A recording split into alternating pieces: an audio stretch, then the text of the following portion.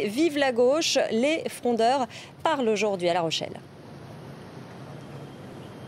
Oui, ben écoutez, les parlementaires qui ont manifesté depuis maintenant pas mal de temps leur désaccord avec la politique économique du gouvernement et les choix du pacte de responsabilité, les choix de Manuel Valls, vont se réunir, mais surtout appeler les militants à leur accorder leur soutien, de les accompagner dans cette démarche qui se veut une démarche constructive, mais une démarche résolue, car nous sommes socialistes et nous n'allons pas abdiquer ni notre identité, ni nos propositions, ni les engagements pris devant les Français.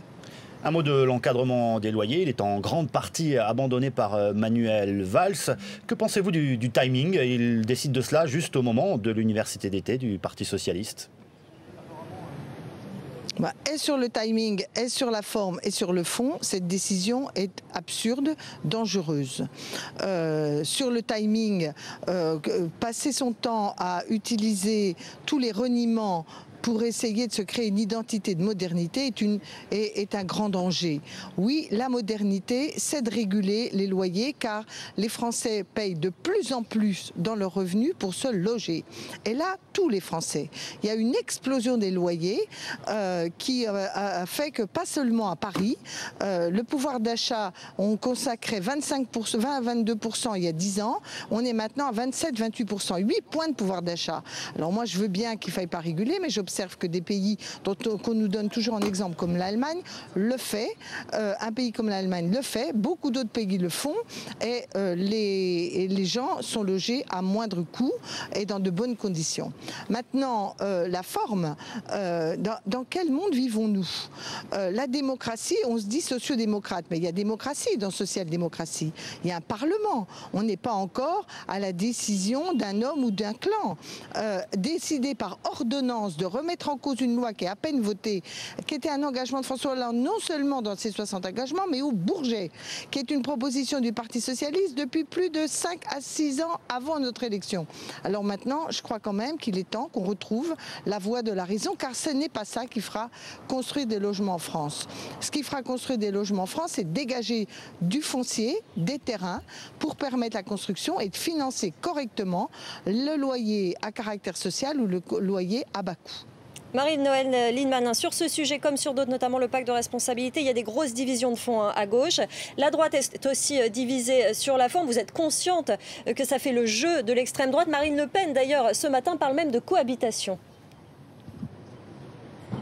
Écoutez, je pense que le jeu de l'extrême droite, ce n'est pas le débat à l'intérieur du Parti socialiste ou de la gauche qui le met... Non, c'est la division, Marie-Noëlle Lienemann. Qui permet...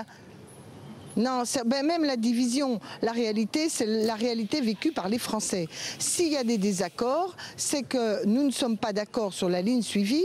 Et pendant longtemps, je faisais partie des rares qui disaient que tout ça allait mal se terminer parce que les choix européens, plus les choix de ne pas privilégier la réforme fiscale et d'autres mesures, allaient nous amener dans le mur. Les résultats sont catastrophiques, il faut bien le dire, en termes de chômage, en termes de croissance. C'est ça qui fait progresser Marine Le Pen. Et en revanche, où je suis consciente des problèmes, c'est que c'est au Parlement, c'est dans le Parti socialiste, évidemment pas au sein du gouvernement, que doivent se manifester des désaccords. Un gouvernement a des choix, il les assume. Maintenant, il y a un Parlement, il n'est pas obligé d'être le doigt sur la couture du pantalon, et il y a des partis politiques qui sont là pour irriguer, arbitrer, et on ne peut pas diriger le pays sans avoir le soutien de celles et ceux qui vous ont élus.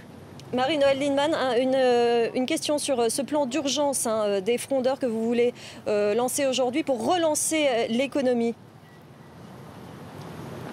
Oui, alors nous pensons que, en effet, la France a un problème de compétitivité, mais cette compétitivité, il faut distinguer les outils en fonction des secteurs.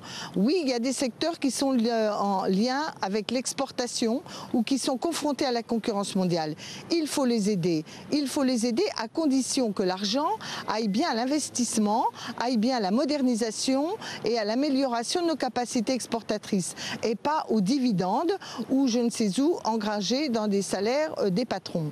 Donc nous disons, dans ces secteurs, faut de l'aide publique avec du ciblage et des contreparties. Puis il y a toute une série de secteurs dans l'économie nationale qui ont impérativement besoin de la demande, c'est-à-dire de la consommation de nos concitoyens, de l'investissement public.